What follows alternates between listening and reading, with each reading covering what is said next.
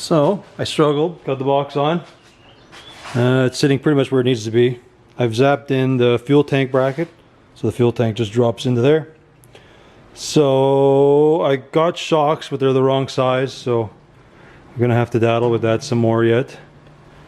What else are we doing here? We gotta do the box mounts. Gotta figure out where the air management is gonna go, the compressor, all that stuff. Yeah.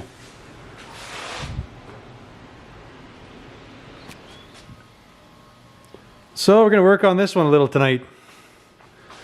What we're gonna do on here is we got some portawalls, so I'm gonna show you how I put those on. I can't say there's a right or a wrong way, but the way I do, they seem to fit better anyways. So, starting with these rims. I've popped the bead on this one already. You can see there's some rust in there. So, I'm gonna clean that up quick and get it ready for the portawall.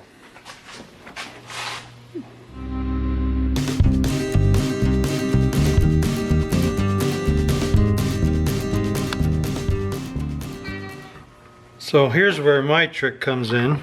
Well, not quite, not yet. First we gotta get this sucker on.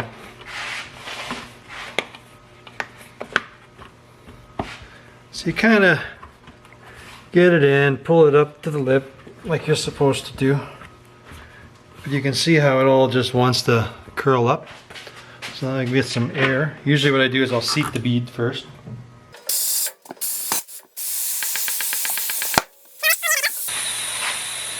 So you can see, I don't know if you can see, I'll get you over here.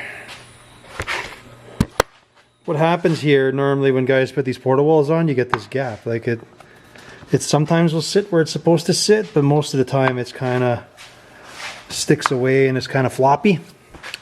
So what I do, let's see if I get you back on spot there. There we go.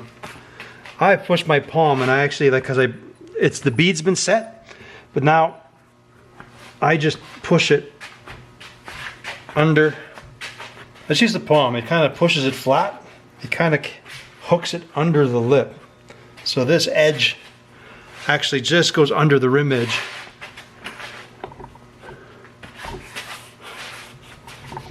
I mean, it's still not perfect, but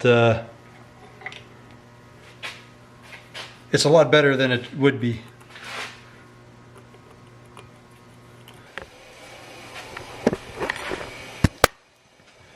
You can see that it's still a little bubbly there, but that's life with a portawall. But at least now it sits tight to the rim. You know, there's no more gap. So, I don't know. To look at it while it's sitting there, it looks like a pretty good whitewall. There we go. So I never go over, I think this is like their 1 5/8, 1 7/8. Like they make a 3-inch. I wouldn't do those because they for sure will look floppy and messed up. But yeah, if you stick with the smaller one, if you have a single white wall around, usually this covers to the edge of that single white wall. But yeah, like I say, it doesn't have that weird floppiness. It sits tight. So if you look here, you can see it's just pinched into the rim where, as they want you to do it, it doesn't, it would sit up to this edge and then this stuff would actually just hold away from it. So, yeah, that's my trick with that. Now I'm going to do a few more, get them all done, get them on there, see what she looks like.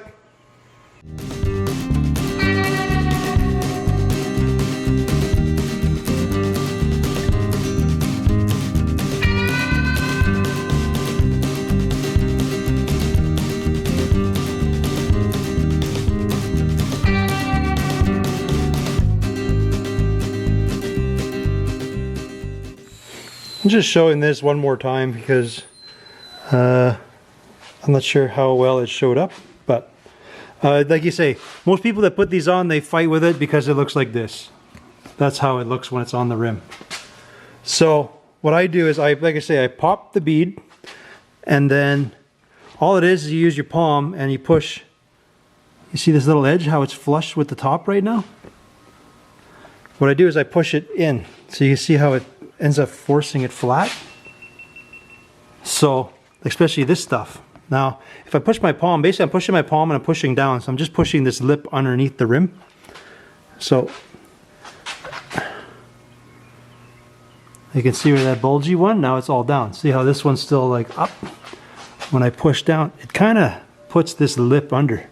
So now as I go, you can see how the rim is supposed to be like this, but when I push it down, it ends up forcing it down flat. So you try to do that evenly all around.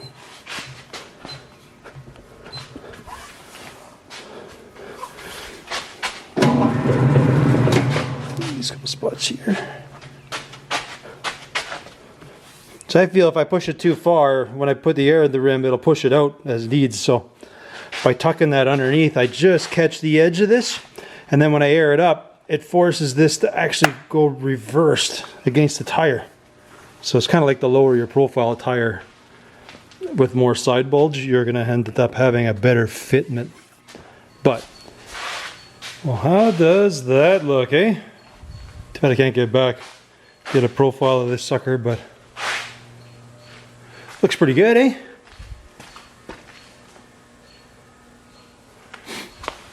This one looks better, just because it's already semi-tucking. Hey, it's pretty good. It doesn't replace a white wall, but if you want to burn up some tires, it's definitely the cheaper way to go, because, man, white walls are expensive when you convert it to our dollar up here, I'll tell you. So, it's usually my go-to, portawalls. That's what's going to go in the Pontiac when I fry up these tires that are on there, so, yeah. Styling. I think I'm going to start working on getting this drive shaft in. I know I have to notch a bunch of stuff, so I got to figure that out. Okay. I don't feel like cutting the drive shaft down tonight, so I had it in there, but it bottoms out, so I'm going to take about an inch or so off of it. Not feeling it. So for the tank, I put all the fittings in instead. Got that ready. Gauge. I'll have to set this side up. I'm going to put the tank, or the compressor will sit right here. But I'm going to have to make a mount for it, because I'm going to bolt it just above the tank. Seeing how the floor is going to be raised this much anyways. So I'm going to keep this tank under the floor. Just above the fuel tank, which is right there. I'll drop that in. We're going with a Mustang tank. I added a return line to it, and I'm just waiting on the fuel pump to come. So we'll probably mount that up on the rail underneath there. I have the front lines run from the bags back. Now, what I'm doing is, this is the solenoid, or what do you want to call it? It's the manifold. So what I'm going to do is I'm going to mount that thing right here. But I got to make a plate to weld on, and then I can bolt this thing to it. So, what I have is I've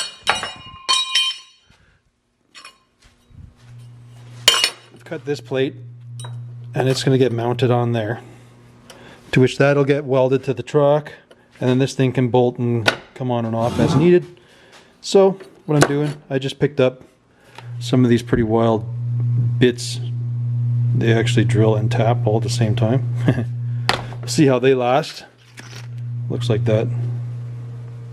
Kind of neat. So I've center punched all these, so I'm just going to drill them all and see if that bit lasts.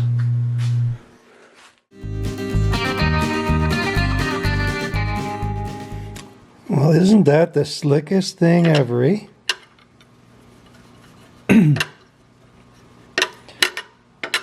Drill and a tap all in one. Who'd have thunk? I don't know. That's cool. Getting fancy around here. So, anyways, this plate's done. I'm going to buzz it in so I can bolt that sucker in there and make some tank brackets, and I guess we'll muck around and try to test this stuff out.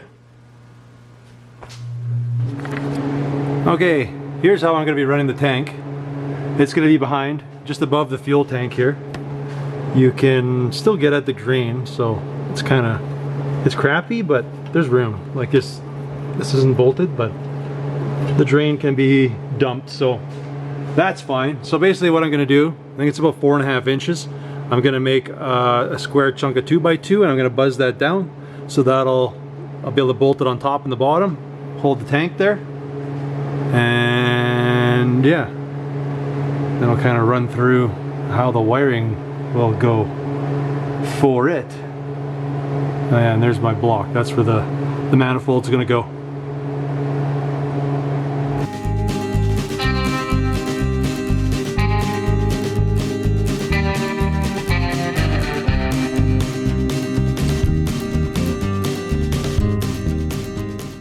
So with this Slam block here, it's got your power and all your jazz here to do all the bags individually.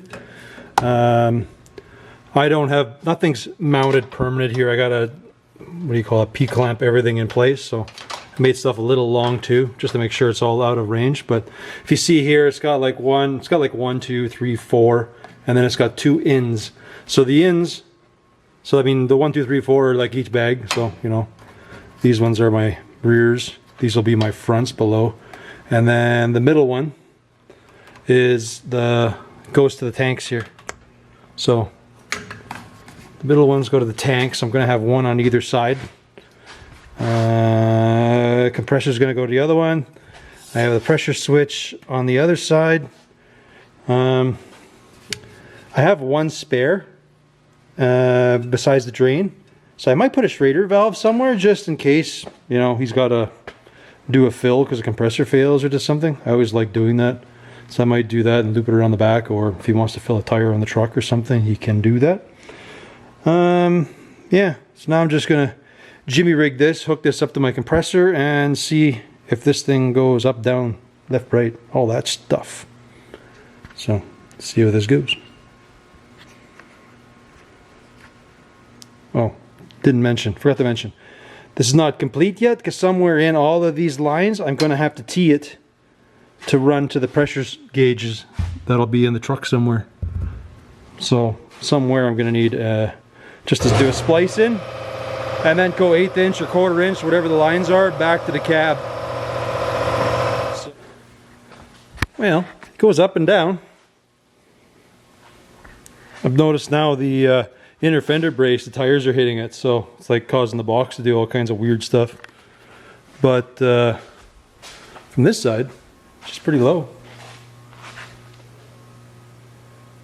But my floor's got the big swoop down there, so realistically, plus once I get the box all sorted out, it's more like that. It's more normal. It's not quite dragging the ground, but it'll hurt your feet if you get them underneath the running boards.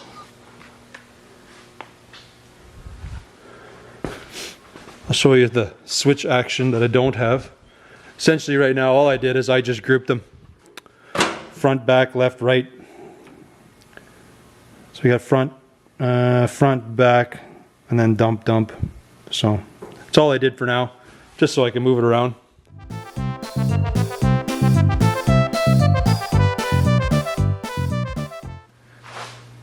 Definitely looks pretty. Now I gotta bolt stuff down. I gotta shorten that drive shaft. Maybe I can actually like move it under its own power. Well, once I get the fuel pump, then I'll be able to do that.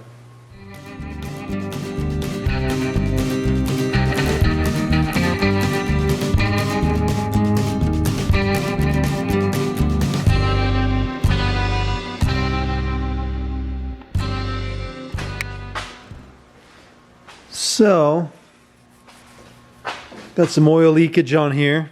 I think I found the leak. It was the plug on the transmission. You see me make the drive shaft, or shorten it. Kind of go through that jazz, so that's in. Yeah. Pretty much about time to make a list. Still lots to do, but I gotta do Where do we start? I know the fuel pump is coming, so that's not in, but I got to bolt the fuel tank down. Finish bolting the suspension. Still need to do shocks front and rear. There's the exhaust, need to do some hangers. This driver's door is not jiving, got to figure that part out. These buckets are going out. This bench seat's going in. Pretty cool bench.